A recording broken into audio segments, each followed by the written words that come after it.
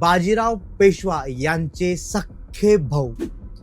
सख्ख्या भावाने त्यांच्या पुतण्याचा जीव घेतला होता. या सगळ्या गोष्टीच्या मागचं खरं कारण म्हणजे रघुनाथराव यांची जी पत्नी होती आनंदीबाई, त्या आनंदीबाईची सगळ्यात मोठी महत्वाकांक्षा ही होती की सगळ्या पेशवाईच्या सिंहासनावर बसण्याचा अधिकार त्यांना रघुनाथरावांना द्यायचा होता.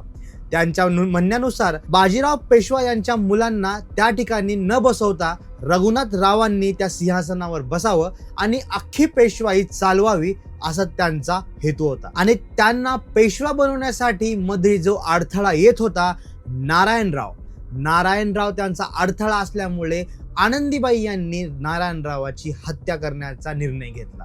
या सगळ्या हत्येच्या प्रकरणामध्ये सुरक्षा रक्षक असलेले, सुरक्षा करणारे जे गार्डी लोक असतात, ते गार्डी लोक सुद्धा